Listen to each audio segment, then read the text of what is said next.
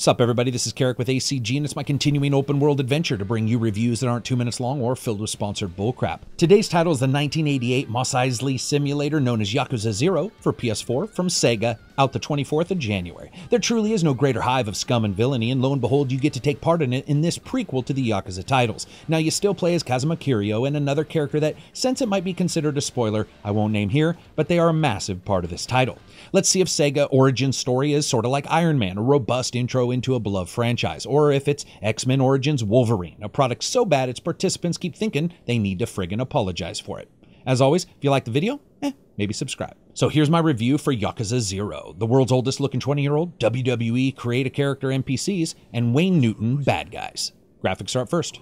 I think it's fitting that the first thing you see in Yakuza 0 is somebody dying, because perceptions of past Yakuza games can die here as well, including the fact that many times the main characters look like they were printed from the world's first 3D printer at like 7 DPI resolution. And here the bump in scale is instantly noticeable, with highly detailed facial textures and models getting a significant enough bump that occasionally you think you might get sucked into a character's facial pores.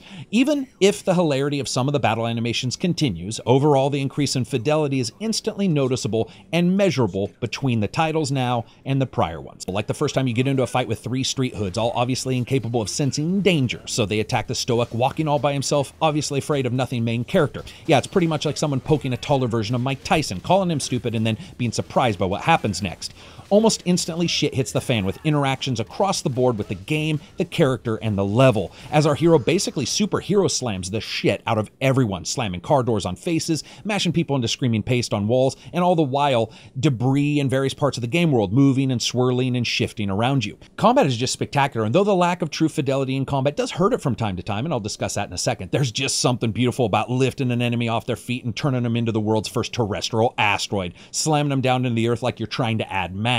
Now the physicality of all, depending on the fight stance you choose, is actually excellent, and in fact, fighting as a whole is, including the large number of animations across the pedestrians watching you. Now sadly that's not mimicked in places like dance clubs, where many times all the characters will be looped into the same dance animation, resulting in one of the scariest mass puppet pop-it dance-offs that you're ever going to see. Now it can certainly be argued that many of the prior titles had these elements, and they have, but it's the layering of them, of the movement and the texture, that seem just higher here, resulting in a world that feels far more lifelike.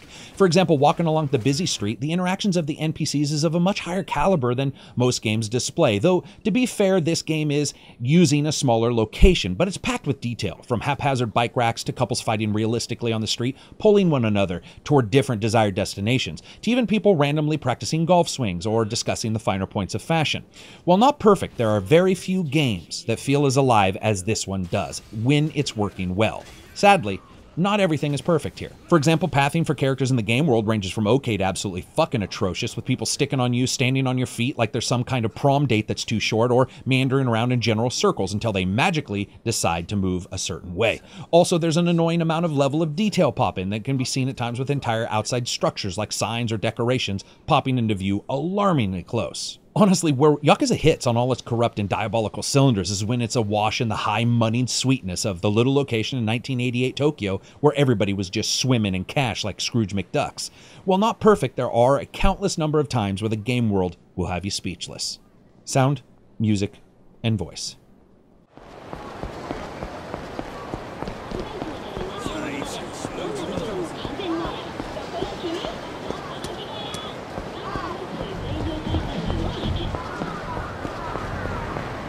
なもう一発のヤクザだ。今日の取り立てももう済ませたんだろ。まあな。これで風間のおやっさんも少し安心するか。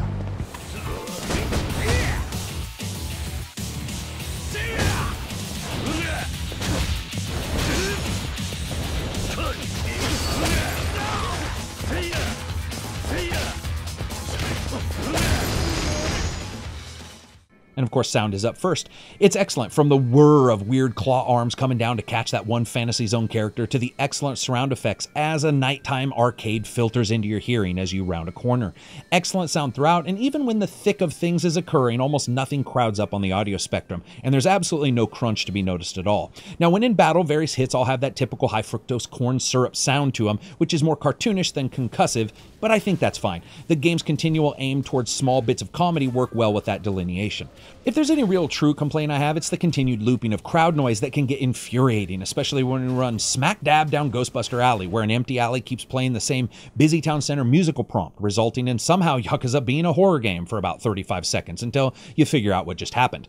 Odd little mistakes here and there do occur, but overall, pretty good. And that, of course, brings us to music. This is pretty good, and while it's not the typical over-the-top theatrical affair some might expect from an open neighborhood game like this, what it does well with more arcadey loops and tracks that really reminisce through Sega's history, especially during battles, with the various groups inhabiting your section of Tokyo, even to the more subdued layered musical tracks that you hear during some poignant moments.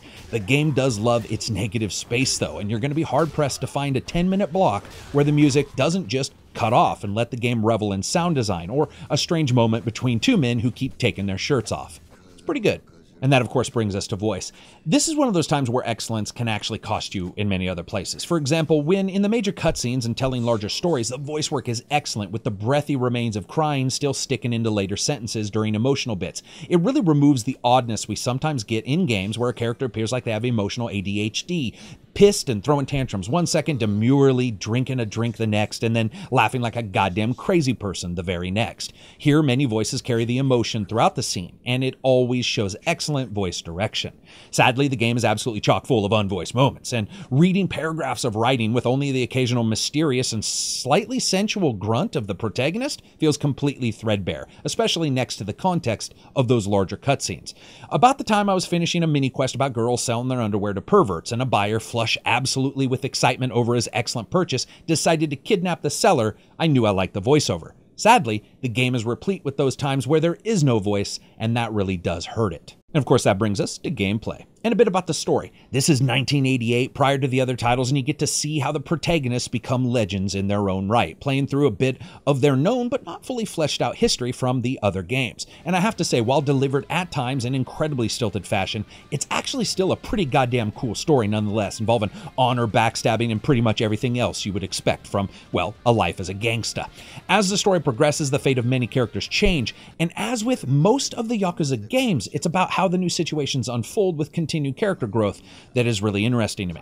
Sadly, the pacing is like bad parenting, ironclad attention at times, and then other times disappearing for like 2 weeks while leaving you with a 5 spot to buy some Wonder Bread. Some chapters tell you exactly where to go and have no flexibility whatsoever, including going left to a taxi that's like 20 feet away when the game wants you to go to a taxi that's to the right 19 blocks away for no other reason, even a cutscene, while other chapters have you go hog wild, leaving you with nothing but the barest of instructions. It's that ramrod directing that gets the story set up, though, and introduces you to the many locations and extra layers of gameplay that Yakuza 0 has, and it's also that lackadaisical direction that can have you feeling a little bit handcuffed. You may want to do some mini games or engage in some activities you've recently found, but it could easily be hours until you're able to do so, especially if you're watching the story. Or you may want to further the story, having your fill of the little sin simulator, and just want to get the story working, but instead have to trudge through various alleys to trigger random interactions to get those story bits moving. It doesn't happen a great deal, but it does kick the pacing right in the nuts a couple times. Now, as you progress and take actions, you upgrade your characters via skill points you get and trade in at shrines, and those are separated by the genre, like adventuring or fighting and so forth, and there's a large number of them spread across the two protagonists. Also, to get better in battle, you have to invest in yourself, which might sound a little bit like someone suggesting you grab some Kleenex and a multi-tabbed browser and you spend some time alone. But all it really means is that the game has changed some of the combat system to feed off the cash you get when fighting. And I admit, the first time I punched somebody in the Jimmy Makers and a bunch of cash rolled out, I felt like Dana White watching his little underpaid fighters getting lasting brain damage so he could buy another vowel in a sentence he was trying to speak. It was fantastic, and it absolutely increases the fun here. Money just leaks from fools and flies around. It's hilarious. You smash someone's face into the earth with an uppercut sent from somewhere around Alaska, and you watch money shoot out of their open holes. And it never gets old. It gets odd, yes, but it never gets old. Now you take that cash, you buy more upgrades for battle, and you continue on. It's like the world's saddest game of soul pinatas without the life sentences for busting them open. Now the best part about it, though, is that both characters have their own styles, and these styles of fighting interact with the world and their nomenclature perfectly.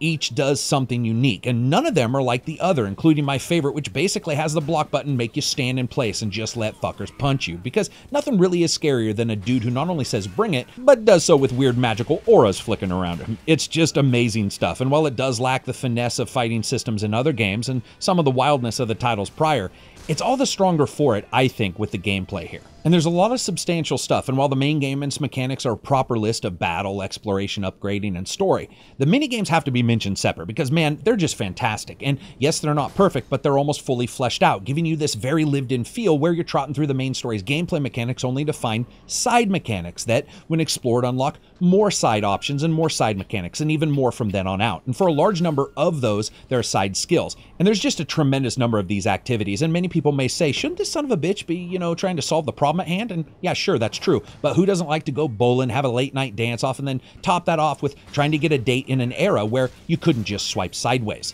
But for the most part, it's not a detriment to the game, and it's not something that you have to do. That's the magic here. While it does have some pacing issues, it still doles out incredible amounts of varied gameplay. Much more so than I think you will think upon first inspection. And to me, that's certainly one of the interesting things here. Yakuza barely takes 20 hours to finish, but its true gameplay really friggin' takes off about 10 hours into the game when you get the additional characters, start to really live the life of a Yakuza, and explore. And like so many other titles of its type, it takes probably quadruple that to max everything out and effectively 100% it. But unlike so many others, that time won't be spent in shallow side missions, but instead in engaging in a world with mini games effectively so robust, it feels like a place possibly worth exploring versus some transitory trips to the arcade just to play Space Harrier and then turn it off. Even though, let's be honest, I love Space Harrier, so that'll probably be me. Fun factor. Yeah, it's an absolute blast, and the first 10 hours is fun, but the later parts of this game are absolutely a joy. It has its issues, but few of them detract from the enjoyment. Now, that doesn't mean that if you just want to explore, you won't chomp at the bit during those story moments, but even with that sacrifice, the enjoyment here is fully fleshed out, little sections of land and quirky inhabitants, and amazing amounts of detailed clutter. It really is, without a doubt, like almost nothing else out there. Now, that being said, it had a couple issues that did sort of bother me when it comes to fun factor. First, the install from the disk is less than 6 gigs of 24 total. And the fact that nobody else in the review section has mentioned this blows my mind. It means if you try to enter into some places or perform some activities, you will be told that the game is downloading more data. The game also hung on me twice while trying to do this. Now, the game can take up to 5 to 10 minutes to finally instigate that second part of the download for the remaining 20 gigs. Please wait for that to happen. Downloading while playing the game seems to be abnormally slow, if not almost broken. So as you guys know, I rate games on a buy, wait for sale, rent, or never touch it again rating scale. Absolutely a buy. This is a fantastic title, and it is a great time to jump into this Yakuza story because, frankly, this is the prequel, and it will just end up giving you an appreciation for the later titles. So anyway, that's it for me. If you guys like the video, give it a thumbs up. Maybe check out Twitter or Patreon. That is how I will continue to bring you reviews that aren't 2 minutes long or filled with sponsored bullcrap. If you dislike the video, give it a thumbs down. Peace out, and enjoy the rest of your week.